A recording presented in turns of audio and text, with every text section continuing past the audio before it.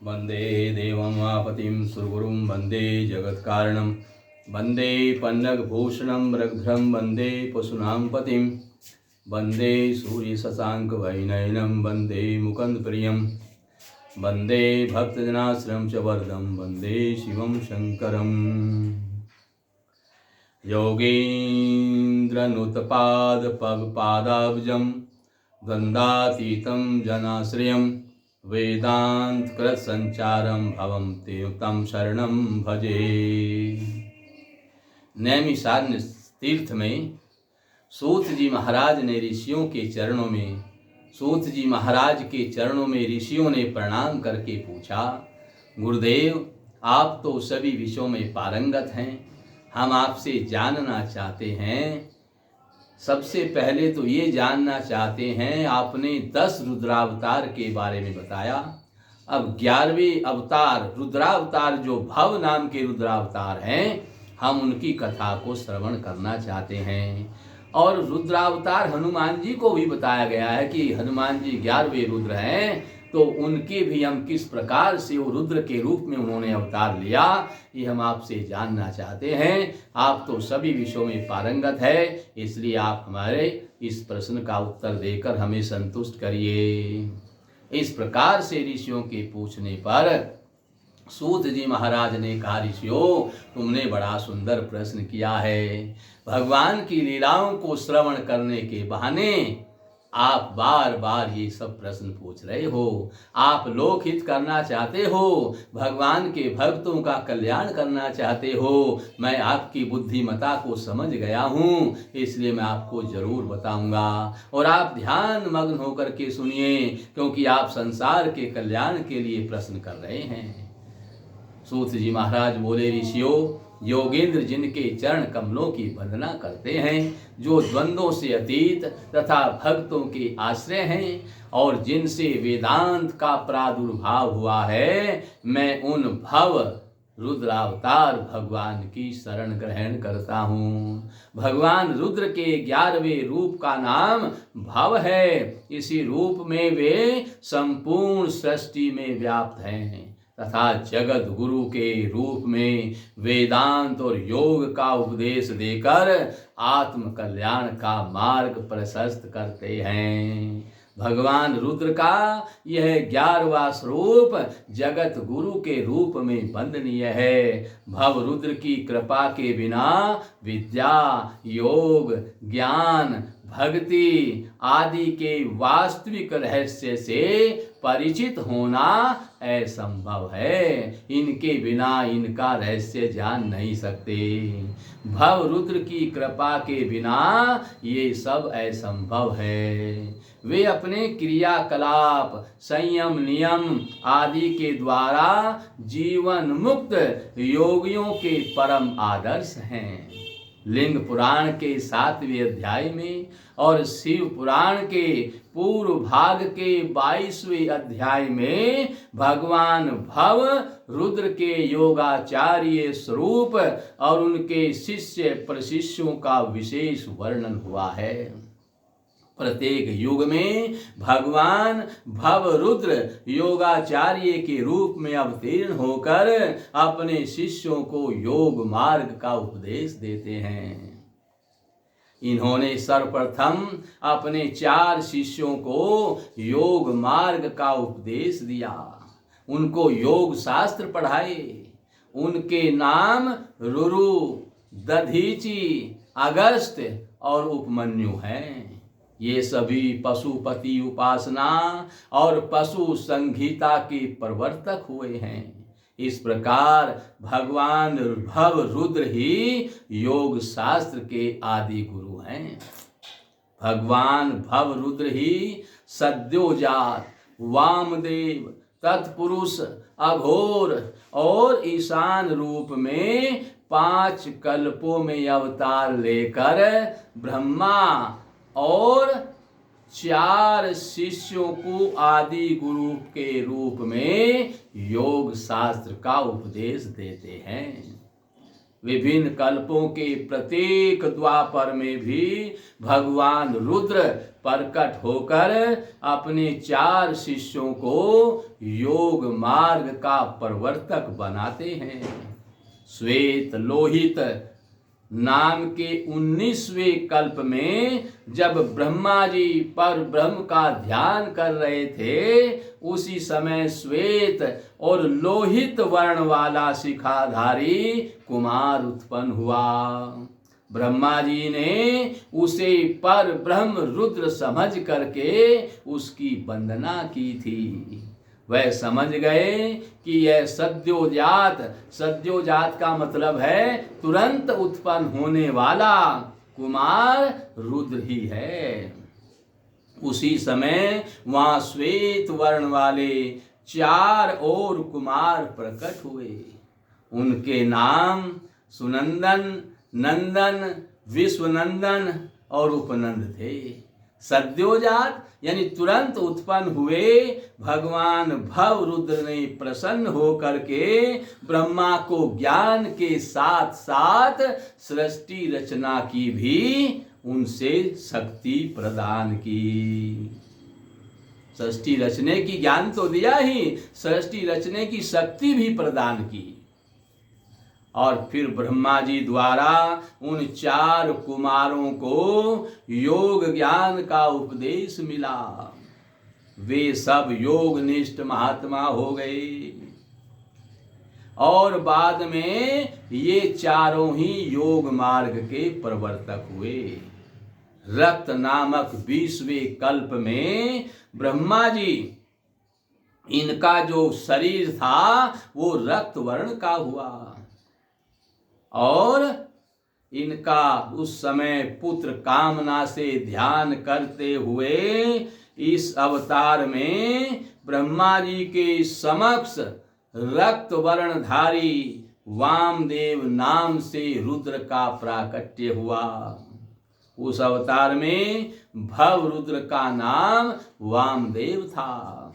उन्होंने ब्रह्मा को ज्ञान और सृष्टि रचने की शक्ति प्रदान करने के साथ साथ 4 कुमारों को योग मार्ग का प्रवर्तक बनाया।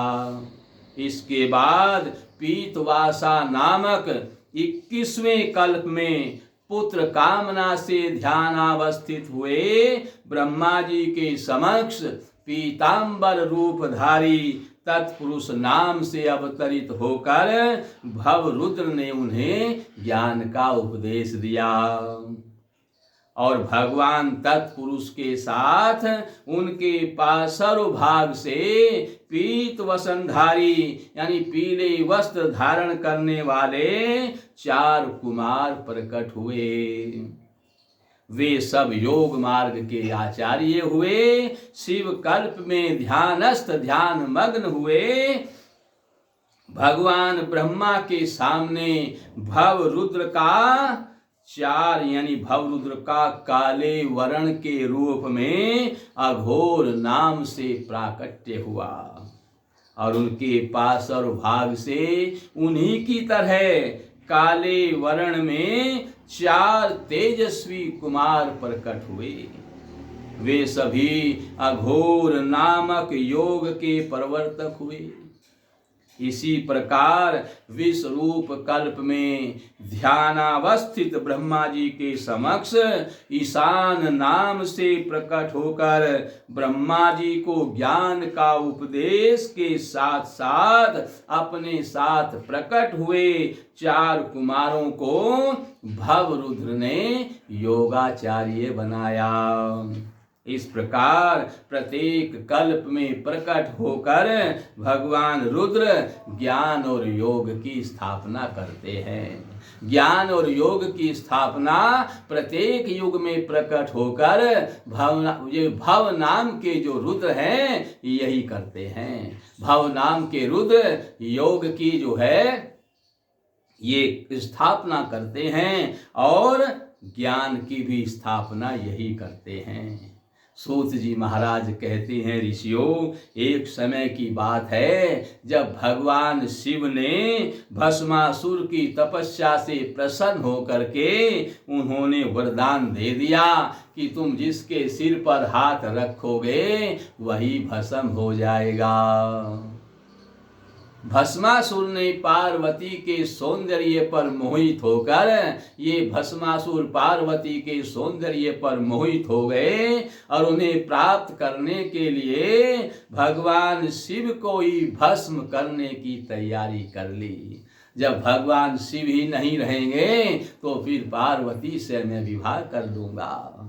ऐसी नीच बुद्धि भस्मासुर की हुई। उस समय भगवान शंकर ने भगवान विष्णु का स्मरण किया और भगवान विष्णु मोहिनी रूप धारण करके आ गए। और ये भस्मासुर तो कामातुर था, इसने देखा कि ये स्त्री तो और भी ज्यादा सुंदर है, ये तो और भी ज्यादा सुंदर है, इसलिए इसी के रूप में मोहित हो गए। और इस प्रकार से भगवान विष्णु ने भस्मासुर को ही भस्म करा दिया। भगवान शिव ने जब भगवान विष्णु के मोहिनी रूप का दर्शन किया तब वे कामदेव के बाणों से आहत होकर अक्षुब्ध हो गए। उस समय भगवान शिव के तेज का श्रृंखलन हो गया। सप्तऋषियों ने उस वीर्य पुट को पत्र पुट में स्थापित कर दिया, पत्तों में रख लिया। और क्योंकि भगवान शिव ने ही उनके मन में राम कार्य करने की ऐसी प्रेरणा उत्पन्न की थी, फिर उन महर्षियों ने उस वीर्य को राम कार्य की सिद्धि के लिए गौतम ऋषि की कन्या अंजनी के कान में डालकर उसके गर्भ में स्थापित कर दिया। समय आने पर अंजनी के गर्भ से भगवान शंकर महान बल और पराक्रम के साथ साथ वानर शरीर धारण करके उन्होंने अवतार लिया और उनका नाम हनुमान रखा गया। हनुमान अपने शिशु काल में ही एक बार भगवान सूर्य को फल समझ करके निगल गए थे। उसी दिन राहु और केतु के द्वारा सूर्य ग्रहण लगने वाला था। राहु केतु सूर्य को ग्रहण करने वाले थे। राहु और केतु ने देखा कि ये तो इस बानर ने, हनुमान ने निगल लिया सूर्य को, हम आज कैसे इनको निगलेंगे। तो राहु केतु ने ये शिकायत कि हनुमान ने सूर्य को निगल लिया, अब हम कैसे निगले, ये शिकायत इंद्र के पास जाकर के की। इंद्र जब हनुमान जी को रोकने गए तब हनुमान जी ने इंद्र और ऐरावत को भी फल समझ लिया और उनको भी जब निगलने गए तो इंद्र ने कुपित होकर इनके ऊपर वज्र का प्रहार कर दिया। हनुमान जी वज्र के प्रहार से मूर्छित होकर पृथ्वी पर गिर पड़े और पवन देव को जब पता चला तो पवन देव ने चलना बंद कर दिया। जब पवन देव नहीं चले तो सबके श्वास रुक गए, संपूर्ण सृष्टि पर हाहाकार मच गया और सबके प्राण संकट में आ गए। उसके बाद सभी देवताओं ने हनुमान जी को वरदान दिया और भगवान सूर्य ने गुरु रूप में उन्हें संपूर्ण विद्याओं का दान दिया। हनुमान जी अल्पकाल में ही सारी विद्याएं सीख गए। इसके बाद रुद्र के अवतार कपि श्रेष्ठ हनुमान जी ने अपने विद्या गुरु सूर्य की आज्ञा से सूर्यांश से उत्पन्न यानी सूर्य के जो पुत्र हैं सुग्रीव के साथ रहने लगे। उसके बाद सीता जी की खोज में लगे। श्री राम से हनुमान जी का मिलन हुआ। उन्होंने श्री राम और सुग्रीव की परस्पर मित्रता कराई और सुग्रीव को बाली के भय से मुक्त कराया और उसे किष्किंधा का राजा बनवाया। इस प्रकार से फिर उन्होंने सीता जी की खोज की और असुरों का मान मर्दन किया तथा श्री राम का कार्य पूरा किया। इस भूतल पर श्री राम भक्ति की स्थापना के साथ साथ उन भक्त अग्रगण्य यानी भक्तों में सर्वश्रेष्ठ होकर के श्री सीता राम को सुख प्रदान किया। रुद्रावतार ऐश्वर्यशाली श्री हनुमान जी लक्ष्मण के प्राणदाता, संपूर्ण देवताओं एवं असुरों के गर्भहारी और भक्तों का उद्धार करने वाले हैं। वे सदा राम कार्य में तत्पर रहने वाले हैं, रामदूत नाम से विख्यात हैं, दैत्यों के संहारक और भक्त वत्सल हैं। हनुमान जी का श्रेष्ठ चरित्र धन, कीर्ति एवं आयु की वृद्धि कराने वाला तथा संपूर्ण अभिष्ट फलों को देने वाला है। सूत जी महाराज बोले, ऋषियों, इस प्रकार से यह चरित्र श्रवण करने से धन धान्य की वृद्धि होती है, श्लोक परलोक में कीर्ति फैलती है और सब प्रकार के अभिष्ट उसको प्रदान होते हैं और सब प्रकार के सुख भोग कर उसको शिवलोक की प्राप्ति हो जाती है। इस प्रकार से इसको श्रवण करने से मनुष्य जीवन सफल हो जाता है। बोल शंकर भगवान की।